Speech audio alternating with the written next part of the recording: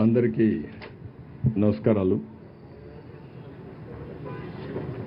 మొత్తం rehabilitation works కానీ relief కానీ కొద్దిగా మూమెంటం అందుకునింది. చాలా వరకు ఫాస్ట్గా తీసుకెళ్తున్నాం. ఈరోజు కూడా టైమ్లీ డెలివరీ ఫుడ్ కోసం అన్ని ప్రయత్నాలు చేశాం. కానీ కొద్దిగా చిన్న ఇబ్బంది వచ్చి 1 గంట లేట్ అయింది. కానీ 11:30కి అయితే 91% రీచ్ అయ్యే పరిస్థితి వచ్చింది. ఎప్పటికప్పుడు రోజుకు 2-3 సార్లు అవసరమైతే 1 or 2 టైమ్స్ పెంచుకొని IVRS తెప్పించుకుంటున్నాం. ప్రజల అభిప్రాయాలు కూడా తీసుకుని ఏ విధంగా ప్లానింగ్ చేయాలి, ఏ విధంగా ఎక్కడెక్కడ మిస్ అయింది, అవసరమైతే సచివాలయం వారిగా ఫోన్ నెంబర్లు కూడా పంపించి ఎక్కడైతే ఫుడ్ అందలేదో అవి కూడా చేపించే కార్యక్రమాలకు శ్రీకారం చుట్టాం. ఇంకొక పక్కన క్వాలిటీ ఆఫ్ ఫుడ్ కూడా టెస్ట్ చేస్తున్నాం. నిన్న కొన్ని ప్రాంతాల్లో వచ్చిన ఫుడ్ సరిగా లేదంటే దాన్ని కూడా డిస్కంటిన్యూ చేశాం. ఏది కూడా ఒక పద్ధతి ప్రకారం చేయడానికి అనేక చర్యలు తీసుకుంటున్నాం. ఇంకొక పక్కన ఎక్కడన్నా ప్యానిక్ రియాక్షన్ కానీ అనుమానాలు ఉంటే అవన్నీ కూడా నివృత్తి చేస్తున్నాం. నేను అది కూడా మాట్లాడతాను. ఈరోజు పైన పడిన వర్షంతో ఇంకా బుడమేరు బ్రీచెస్ని క్లోజ్ చేయలేకపోయారు. మార్నింగ్ లోకేష్ గారు, రామానాయుడు అక్కడే ఉన్నారు. వెళ్ళి దాన్ని క్లోజ్ చేయడానికి అన్ని విధాల ప్రయత్నం చేస్తున్నారు. రోడ్ అయితే ఫామ్ చేశారు. ఒక బ్రీచ్ కూడా క్లోజ్ చేశారు. ఇంకా 2 బ్రీచెస్ ఉన్నాయి. They are working on that. దాని కింద కూడా ఏమి ఉన్నాయి అవన్నీ వర్క్ చేయడానికి ముందుకు పోతున్నారు. ఆ డీటెయిల్స్ కూడా విల్ గివ్ యూ. ఇంకొక పక్కన ఎలక్ట్రిసిటీ అయితే ఏ సబ్స్టేషన్లో ఏ ట్రాన్స్ఫార్మర్ దగ్గర వాటర్ లేకపోతే అవి ఛార్జ్ చేసుకుంటూ ముందుకు వెళ్తున్నారు. సాయంత్రానికి చాలా వరకు కొన్ని వస్తాయి. నీళ్లుంటే మాత్రం ఈ షార్ట్ సర్క్యూట్ కానీ లేకపోతే ఏదైనా ప్రమాదం ఉంటుందనే ఉద్దేశంతో జాగ్రత్తగా వెళ్తున్నారు. ఇంకొక పక్కన మున్సిపాలిటీ వాటర్ సప్లై కూడా ఒక పక్క ట్యాంకర్స్ 182 ట్యాంకర్లు పనిచేస్తున్నాయి. పెద్ద ఎత్తున వాటర్ కూడా సప్లై చేస్తున్నాం. ఈ 2 సప్లై చేస్తున్నాయి. ఎక్కడికక్కడ మున్సిపల్ వాటర్ సప్లై కూడా ఆపరేట్ చేయడం ప్రారంభించారు. దీనివల్ల 1-2 రోజులు ఆ నీళ్లు వాడడానికి వీలు లేదు. టెస్ట్ చేయాల్సిన అవసరం ఉంది.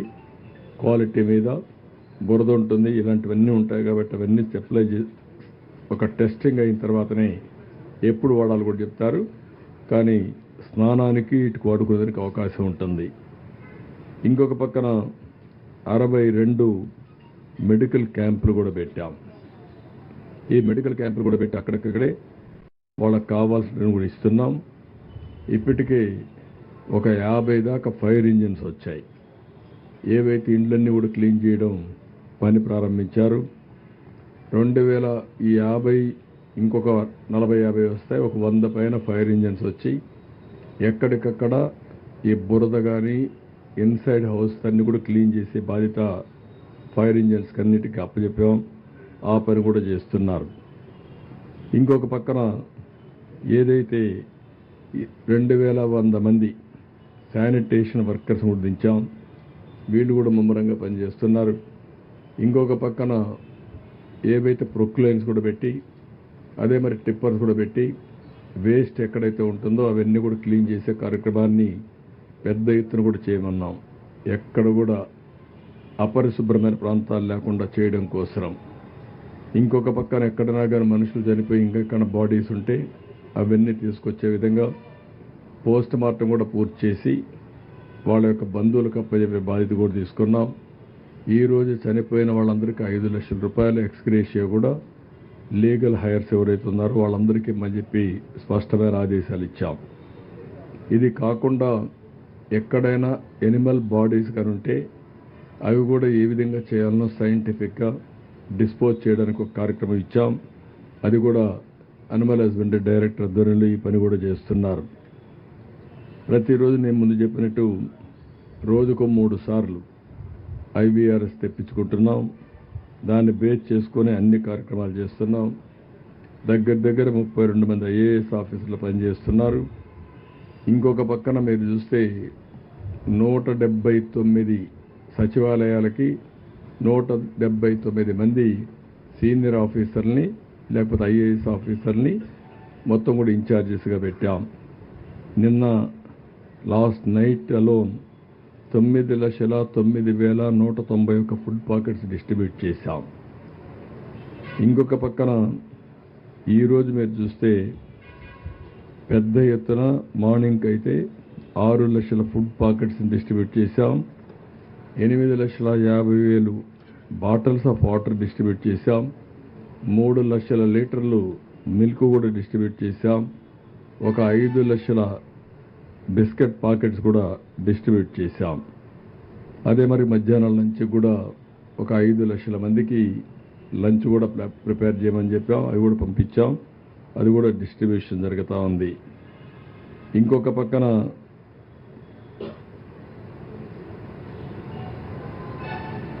ఫీడ్బ్యాక్ కోసమైతే నాకు కూడా చాలా బాగా ఇస్తున్నారు.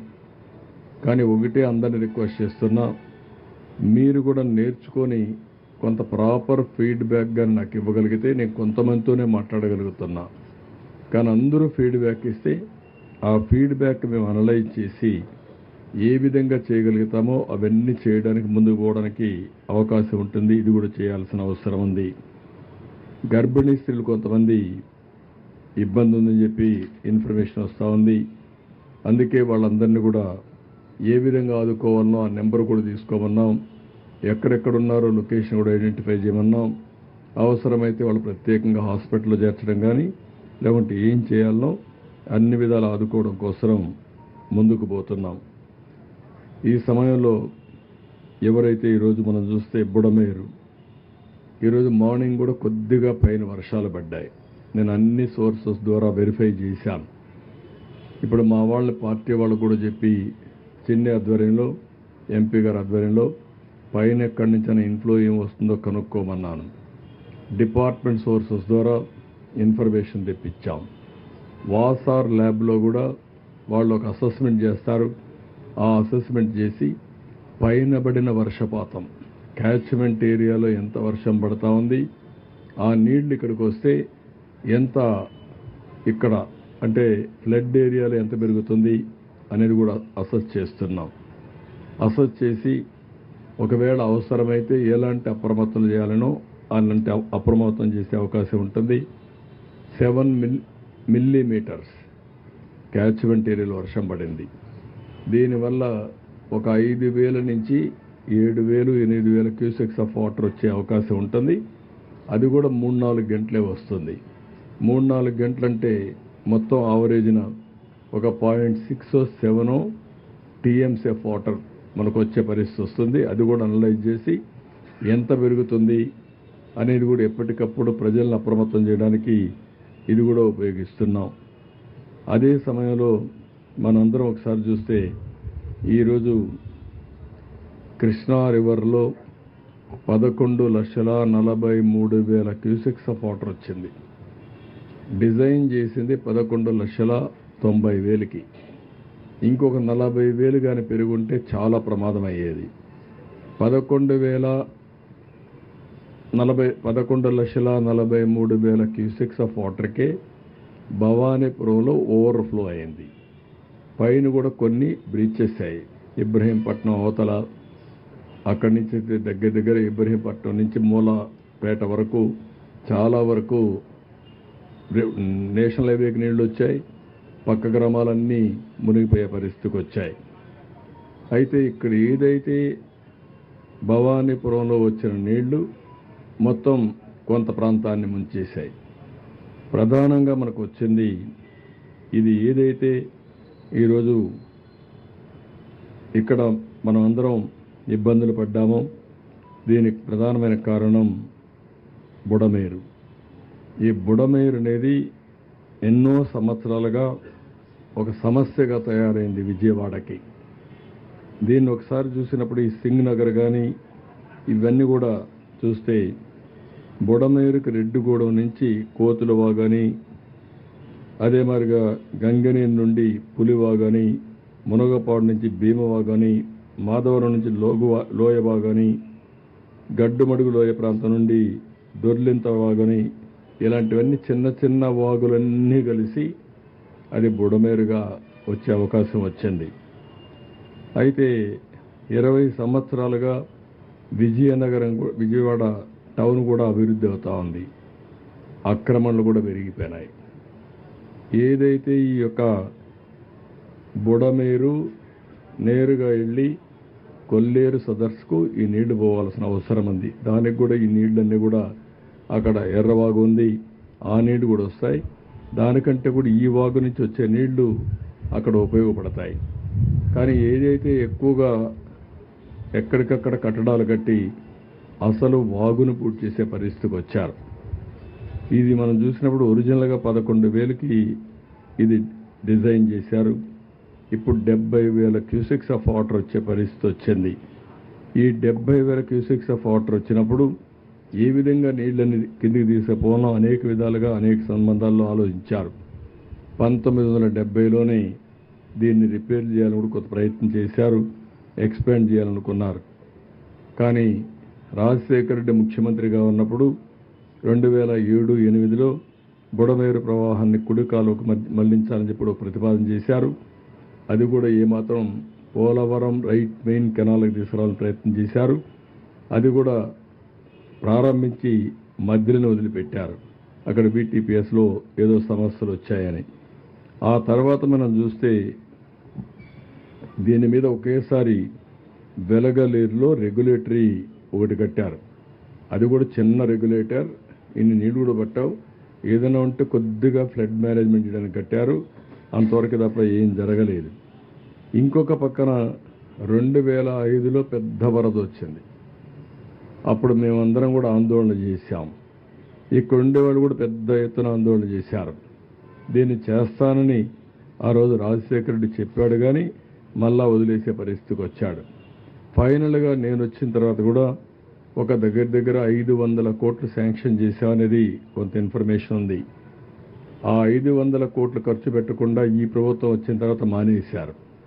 రెండోది, బుడమేరు కనీసం బ్రీచెస్ క్లోజ్ చేసుంటే, వీళ్ళు ఆక్యుపై చేయకుండా ఉండుంటే కొంతవరకు సమస్య పరిష్కారం అయ్యేది. ఎప్పుడైతే ఎన్క్రోచ్మెంట్స్ 2019 నుంచి విపరీతంగా జరిగాయి, కాలవే లేకుండా చేసే పరిస్థితికి వచ్చారు. దానికి తగినట్టు 70,000 క్యూసెక్స్ ఆఫ్ వాటర్ వచ్చింది. ఈ రెండు కలిసే కొందికి ఒక పక్క కృష్ణా రివర్లో వచ్చే నీళ్లు, ఇంకొక పక్క బుడమేరు నుంచి వచ్చే నీళ్లు, రెండు కూడా కలిపి మొత్తం విజయవాడ బీభత్సంగా తయారైంది. ఎప్పుడూ లేనటువంటి వరద వచ్చే పరిస్థితి వచ్చింది, ముంపుకు గురైంది.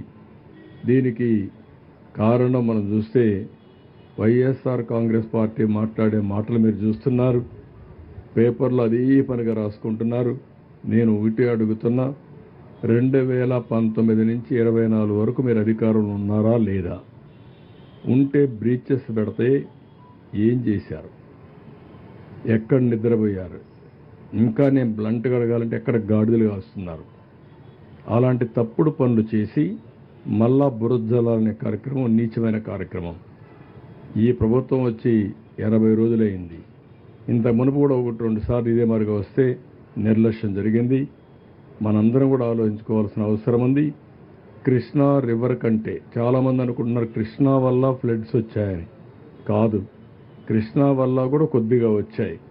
కానీ కృష్ణా నది కంటే బుడమేరు వల్ల ఎక్కువ నష్టం జరిగింది.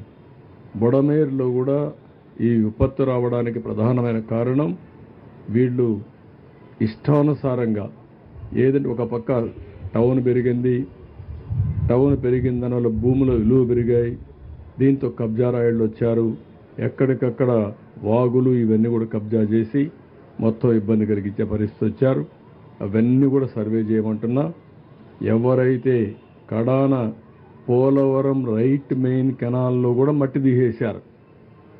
ఎంత నీచులంటే, ఎంత దుర్మార్గులంటే, ఒక కాలువ, ఆ కాలువని సపోర్ట్ ఇచ్చేది ఆ గట్టులు, అలాంటి గట్టులో కూడా మట్టి తీసేసే పరిస్థితికి వచ్చారు. అంత దుర్మార్గంగా ప్రవర్తించారు. అది కూడా ఎస్టాబ్లిష్ చేస్తాం. ఎవరైనా సరే ఇలాంటి ప్రజాద్రోహం చేసిన వ్యక్తుల్ని కఠినంగా శిక్షిస్తే తప్ప ఇలాంటి సమస్యలు రావు. ఒక వ్యక్తి దుర్మార్గానికి నగరం గజగజలాడింది. అమాయకులంతా కూడా చాలా బాధపడే పరిస్థితికి వచ్చారు. ఇది మళ్ళా పునరావృతం కాకుండా కూడా చూడాల్సిన అవసరం ఉంది. టెక్నికల్ డీటెయిల్స్ కూడా అనలైజ్ చేస్తున్నా. ఇంకా ఎవరైనా మేధావులు ఉంటే వాళ్ళు కూడా ముందుకు రండి, మీ ఆలోచన కూడా ఇవ్వండి. శాశ్వత పరిష్కార మార్గం ఏదైతే ఉందో ఆ శాశ్వత పరిష్కార మార్గంతో బుడమేరు ద్వారా వచ్చే నీళ్ళని కొల్లేరుకి పంపించడం, లేకపోతే కృష్ణానది పంపించడం, మళ్ళీ ఇలాంటి ముంపు పునరావృతం కాకుండా చేయాల్సిన బాధ్యత మనందరిపైన ఉంది. దాన్ని కూడా వర్కౌట్ చేస్తాం. ఇది బ్రాడ్గా. ఇంకొక పక్కన ఈరోజు ఉద్యోగస్తులు కూడా స్వచ్ఛందంగా వచ్చారు. స్వచ్ఛందంగా వచ్చి joint action committee of employees, teachers, workers and pensioners Andhra Pradesh, వీళ్ళందరూ కలిసి చాలా ఆర్గనైజేషన్స్ ఇందులో ఉన్నాయి. ఏపీ జేఏసీ అని, లేకపోతే దానికి శివారెడ్డి చైర్మన్, ఇంకొక జనరల్ సెక్రటరీ, ఎస్టీయు ఏపీ, అదే మరి ఇంకా మిగిలిన ఆర్గనైజేషన్లు అన్నీ కూడా ఏవైతే ఉన్నాయో దానికి అనుబంధంగా ఉన్న వాళ్ళందరూ కూడా వచ్చారు. వాళ్ళందరూ వచ్చి బేసిక్ 1 డే ఇస్తామని చెప్పి ముందుకొచ్చి వారి విల్లింగ్నెస్ ఇచ్చారు. ఇంకొక పక్కన ఆంధ్రప్రదేశ్ సెక్రటరియట్ అసోసియేషన్ వీడు కూడా వచ్చి వాళ్ళు కూడా ఒక లెటర్ ఇచ్చారు. వాళ్ళు కూడా 1 డే బేసిక్ ఇస్తామని. వాళ్ళందరినీ మనస్ఫూర్తిగా అభినందిస్తున్నా. ప్రభుత్వం తరపున ధన్యవాదాలు తెలియజేస్తున్నా. ఇది అందరి బాధ్యత. మనందరం కలిసి సమిష్టిగా ఎదుర్కోవాల్సిన అవసరం ఉంది. ఎవరైతే కొంతమంది మీరు చూసి ఒకరిద్దరే దుర్మార్గంగా మాట్లాడుతున్నారు, కానీ ప్రజలందరూ కూడా స్వచ్ఛందంగా స్పందిస్తున్నారు. ఇది చాలా మంచి కార్యక్రమం. వాళ్ళని మనస్ఫూర్తిగా అభినందిస్తున్నాను. ఈరోజు డ్రోన్స్ కూడా పెట్టాం. నిన్నటికి ఈరోజు డ్రోన్స్ అయితే 45 పెరిగాయి. చాలా వరకు ఎక్కడికక్కడ పగడ్బందీగా చేస్తున్నాం. ఈరోజు సాయంత్రానికి చాలా వరకు కంట్రోల్కి వస్తుంది. రేపటికి మ్యాక్సిమం కంట్రోల్కి రావాలి. ఇది బ్రాడ్గా 1 or 2 డేస్లోనే నార్మల్స్ తీసుకొచ్చి, ఎంత వీలైతే అంత తొందరలో నార్మల్స్ తీసుకొచ్చి, ఏమాత్రం కూడా మళ్ళా డిసీజెస్ కూడా ప్రబలకుండా దానికి కూడా ఏమేం చేయాలో అన్నీ చేస్తున్నాం. సర్వశక్తులు ఒడ్డుతున్నాం. అన్ని చర్యలు తీసుకొని ఎట్టి పరిస్థితుల్లో కూడా బాధితులందరికీ న్యాయం చేసేట్టుగా ముందుకు పోతాం. వీలైతే ప్రజలందరూ కూడా రేపు ఓకే అంటే రేపే డిస్ట్రిబ్యూషన్ కూడా స్టార్ట్ చేస్తాం. ఫుడ్ పాకెట్సే కాకుండా వాటర్ ఇవన్నీ స్టెబిలైజ్ అయిన తర్వాత ఎసెన్షియల్ కమాడిటీస్ కూడా సాయంత్రం అనౌన్స్ చేస్తాం. అవి కూడా డిస్ట్రిబ్యూషన్ చేస్తాం.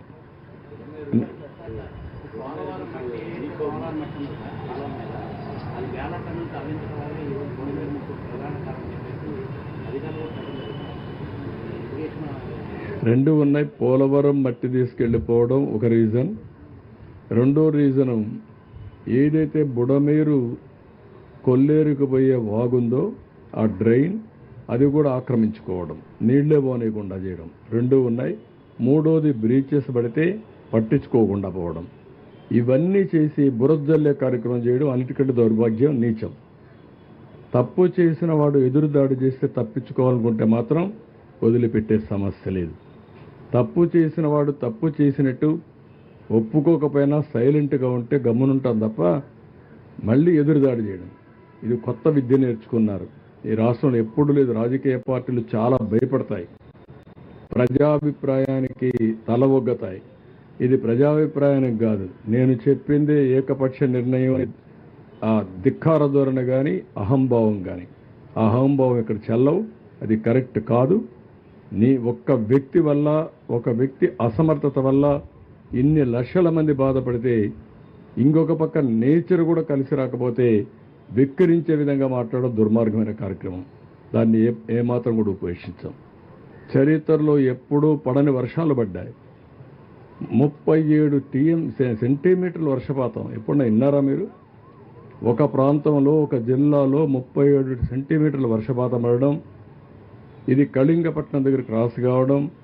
కళింగపట్నంలో క్రాస్ అయింది కూడా వర్షాలు పడకుండా ఖమ్మం, నల్గొండలో మళ్లీ పడి, ఏదైతే కృష్ణానది పరివాహక ప్రాంతంలో మళ్లీ పడి బుడమేరు బొంగడం, ఇవన్నీ కూడా జరిగితే సానుకూలంగా స్పందించి ఏ విధంగా ఎదుర్కోవాలనో ఎదుర్కొనే సమయంలో మీరు సహకారం ఇవ్వకపోతే పోతారు. కానీ ఇలాంటి తప్పుడు ప్రచారం చేయడం, ఏదో అమరావతి మునిగిపోయిందంట, వీళ్ళని ముంచాలు తీసుకొచ్చి అక్కడ అప్పుడే బుద్ధి వస్తుంది వీళ్ళకి. అమరావతి మునిగిపోయింది ఎవరు చెప్పాడు మీకు? లేకుంటే అక్కడనే పోడ్చాల వీళ్ళ శ్మశానం అన్నారు, అక్కడనే పోడ్చాల, అప్పుడే బుద్ధి వస్తుంది. మనుషులకు బుద్ధి జ్ఞానం ఉండాలి, ప్రజాహితం కోసం పనిచేయాలి. దుర్మార్గంగా మహాడే కార్యక్రమాలు చేస్తున్నారు. ఎడారంటారు, ఎడారండి అమరావతి? ఇంకా సిగ్గు రాలేదు మీకు? అంటే ప్రజలు వింటారు కాబట్టి ఎదురుదాడి చేస్తారా మీరు? ఎన్ని రోజులు ఎదురుదాడి చేస్తారు? ఎదురుదాడి చేస్తే ప్రజలే చూసుకోవాల్సిన అవసరం ఉంది. ఇలాంటి వాళ్ళని సంఘ బహిష్కరణ చేయాల్సిన అవసరం ఉంది. ఈ నేరస్తులు దబాయిస్తే భయపడిపోతాం అనుకుంటున్నారు, కానీ ఎవరు ఇక్కడ భయపడరు. ఈరోజు కూడా పేపర్లో చూస్తున్నా, ఒక యజ్ఞం మారిగా ప్రజలను కాపాడడానికి మేము ప్రయత్నం చేస్తూ ఉంటే ఒక రాక్షసుల మారిగా విధ్వంసాన్ని సృష్టిస్తున్నారు. ఎక్కడిది న్యాయం? మేము ఒక పక్కన ప్రజల కోసం ముందుకు పోవాలన్నా, ఇంకొక పక్కన వీళ్ళు చేసే తప్పుడు ప్రచారాన్ని ఖండిస్తూ కూర్చోవాలన్నా? ఈరోజు మళ్ళీ వర్షం పడిందంటే మేము భయపడుతున్నాం. మళ్ళా బుడమేర పొంగితే నీళ్ళు వస్తే ప్యానిక్ రియాక్షన్ వస్తుందని మేము భయపడుతున్నాం. వీళ్ళకి బాధ్యత లేదండి? వీడు సమాజ హితం కోసం ఉండే పార్టీ అంటే ఇది? ఇలాంటి దుర్మార్గులు రాష్ట్రంలో ఉండడం కూడా అర్హత ఉందా అని అడుగుతున్నా. ఎక్కడో ఉండేవాళ్ళు సినిమా యాక్టర్లు వస్తున్నారు, పారిశ్రామికవేత్తలు వస్తున్నారు, మామూలు వ్యక్తులు వచ్చి మీరు కష్టపడుతున్నారు, మేము కూడా మా డొనేషన్లు ఇస్తామని చెప్పి సంఘీభావాన్ని తెలియజేయడమే కాకుండా ఆర్థిక సహాయం చేస్తున్నారు. చేతనైనంతవరకు పనిచేస్తున్నారు. ఇప్పుడు ఎంప్లాయీస్ని పిలవలేదు, వాళ్ళే వచ్చారు. అది వాళ్ళ స్ఫూర్తి. ఇది ప్రజల స్ఫూర్తి. ఒక రాజకీయ పార్టీ ముసుగులో నేరస్తులు చేసే దౌర్జన్యం, అరాచకాలు, ఈ అరాచకాలు ఈ రాష్ట్రంలో జరగవు. అలాంటి అరాచకాలు చేసే వ్యక్తుల్ని ఎట్టి పరిస్థితుల్లో ఉపేక్షించాం. ఆ విషయం వీళ్ళు గుర్తుపెట్టుకోవాల్సిన అవసరం ఉంది. బాధ, రాత్రి మగుళ్ళు కష్టపడుతున్నాం, ఎంతోమంది కష్టపడుతున్నారు. ఆఫీసర్లందరినీ ఎప్పుడూ బురదలో తిరగనటువంటి ఆఫీసర్ని బురదలో తిప్పి పని చేపిస్తున్నాం. కోప్పడుతున్నాం. తప్పదు, వెళ్ళాలి, ఉండాలి, కూర్చోవాలి. ఒక సీనియర్ ఆఫీసర్ ఫీల్డ్కి రారు. అలాంటిది ఈరోజు చీఫ్ సెక్రటరీతో సహా అందరినీ ఫీల్డ్లో పెట్టి పని చేపిస్తున్నాం. అది మా కమిట్మెంట్. బురజల్లే కార్యక్రమం మానండి. సిగ్గుంటే చేసిన తప్పు క్షమాపణ చెప్పుకోండి. కనీసం మీకు కాన్షియస్నెస్ ఉంటే ఆ కాన్షియస్నెస్ ప్రకారం మనసులోనే మీరు క్షమాపణ కోరండి, ప్రజాహితం కోరితే. అంతేగాని ఇష్ట ప్రకారం మాట్లాడితే మంచిది కాదు. నేను ఎప్పుడు రాజకీయాలు చేయను. సంక్షోభ సమయంలో ఎప్పుడు నా దేశంతా ఒకే ఫోకస్ ఉంటుంది. ఈరోజు డ్రోన్స్ తీసుకొచ్చాం, హెలికాప్టర్లు తీసుకొచ్చాం. ఈరోజు మార్నింగ్ కూడా హోమ్ మినిస్టర్తో మాట్లాడాను. వారిని కూడా రమ్మన్నాను, టీమును పంపిమన్నాం, మళ్ళా లెటర్ రాస్తున్నాం.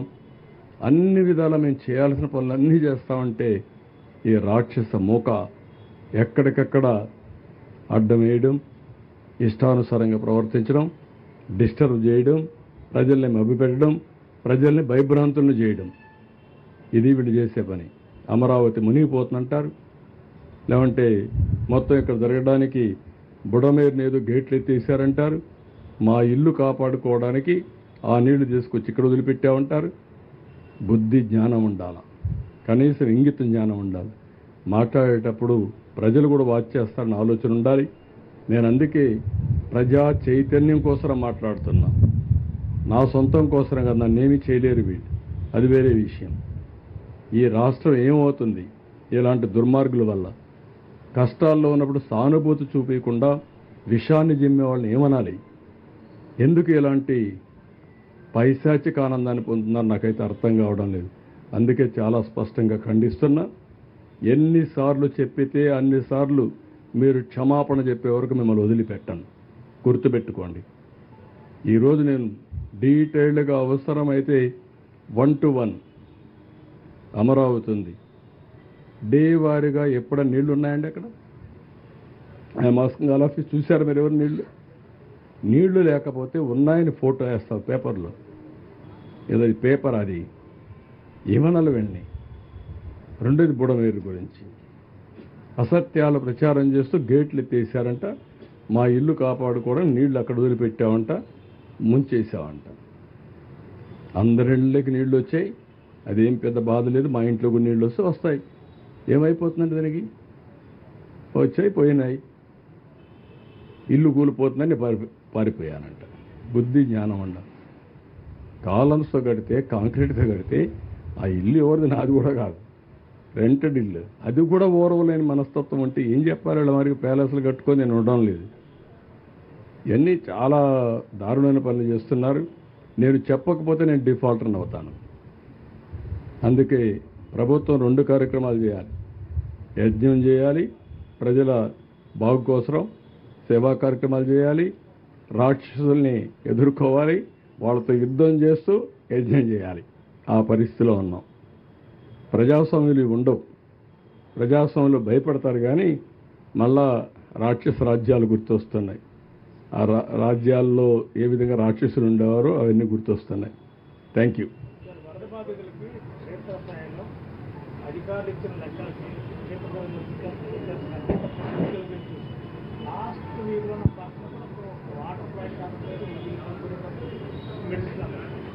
నేనేమంటానంటే ఈరోజు మెడికల్ క్యాంపులు పెట్టాం, మెడిసిన్స్ ఇస్తున్నాం.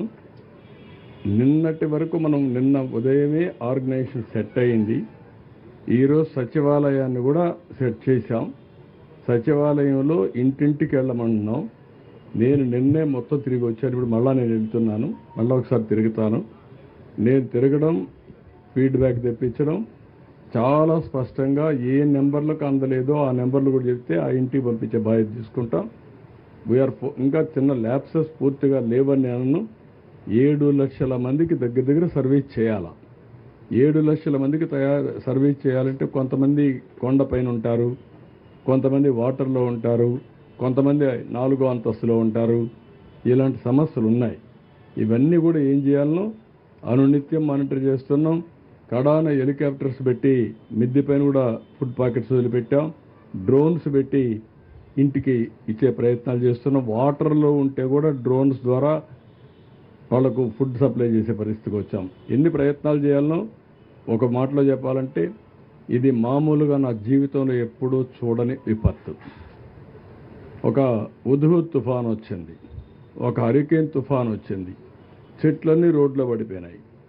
బుల్డ్రౌజర్స్ ఆ పక్క ఈ పక్క పెట్టి తీసుకెళ్ళిపోయాం. ఇప్పుడు వాటర్ని తీయలేమే. ఎక్కడ చూసినా వాటర్ ఉంటే వాటర్ని అంత ఈజీగా తోడేయలేం కదా. ఇలాంటి ఇబ్బందులు ఉన్నాయి. కానీ ప్రజలకు జరిగిన నష్టం భయంకరమైంది. చాలా సఫర్ అయ్యారు. నేను దాంట్లో అనుమానం లేదు. దాన్ని ఏ విధంగా అధిగమించాలో అన్ని విధాలు అధిగమిస్తాం.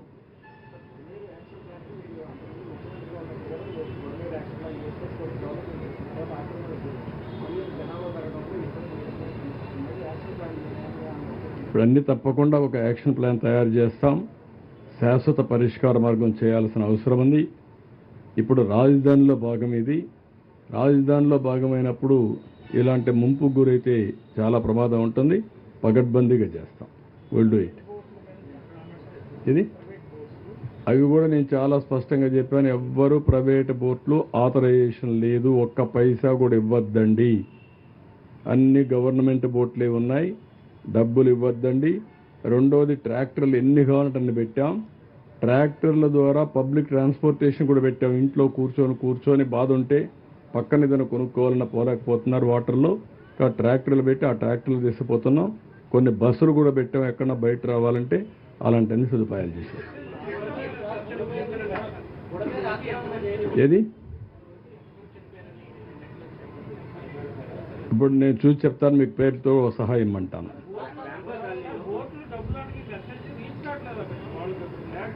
నేను చాలా స్పష్టంగా చెప్తున్నా, ఎవరైనా సరే బోట్లో డబ్బులు వసూలు చేస్తే మాత్రం, ఒకవేళ ప్రైవేట్ వాళ్ళు ఉంటే మీకు కూడా మేమే డబ్బులు ఇస్తాం.